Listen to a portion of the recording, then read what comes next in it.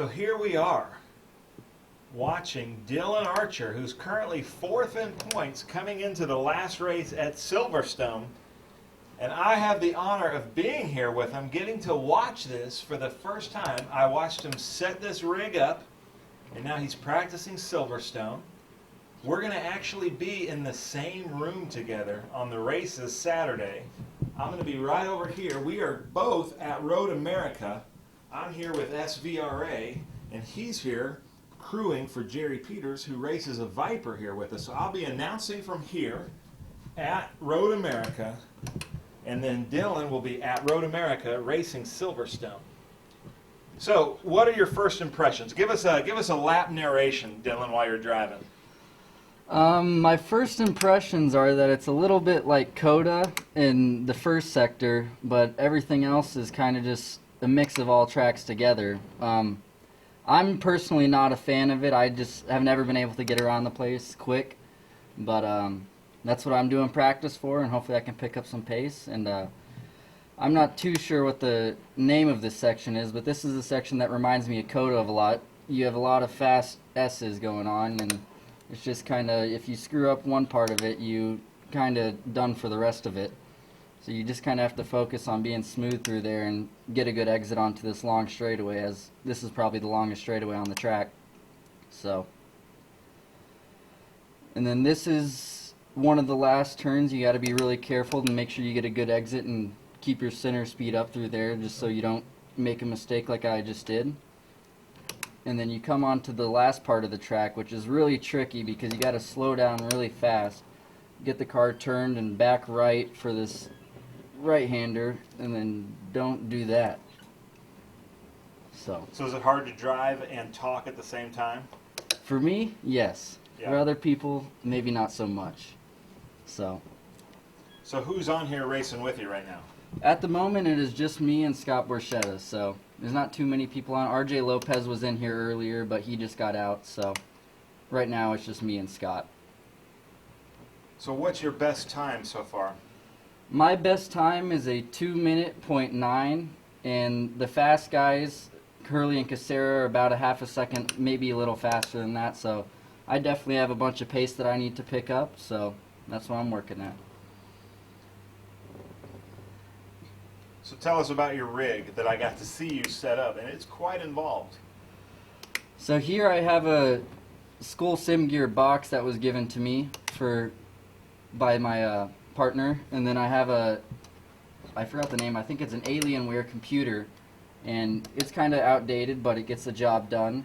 And then I have 3 Asus monitors, 27 inches, just to give me a better field of view and see the cars that are around me during the race. And then I use this phone as kind of a dashboard that has a HUD display whenever that's available.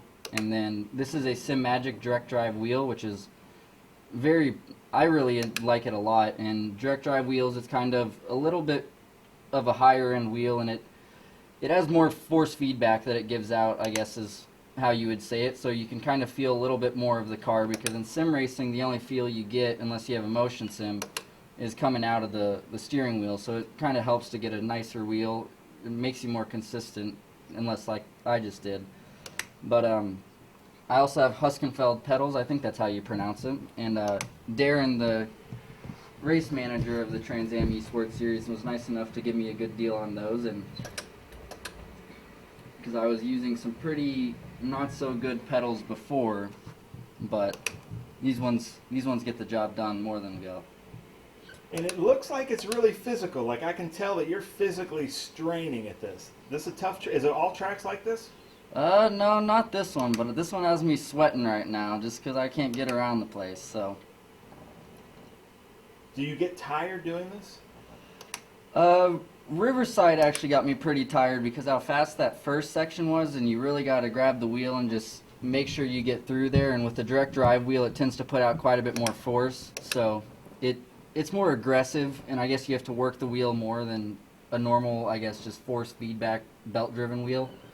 So, yeah, after you sit here for a while, I've done about 18 laps now, so that's about 40 minutes. So here and there, you'll start to get some exercise. Nice. Well, that's awesome. So again, Dylan and I are here at Road America. He just set it up. Today is actually Dylan's 21st birthday. And here he is in the media room with us, working till probably midnight tonight, trying to figure out Silverstone as we're here at another beautiful Road America sunset. And the car that he's here to crew with, his dad, Bobby Archer, the Trans Am legend, is right here, Jerry Peters' super fast Group 12 Dodge Viper. So they're going to be racing that this weekend.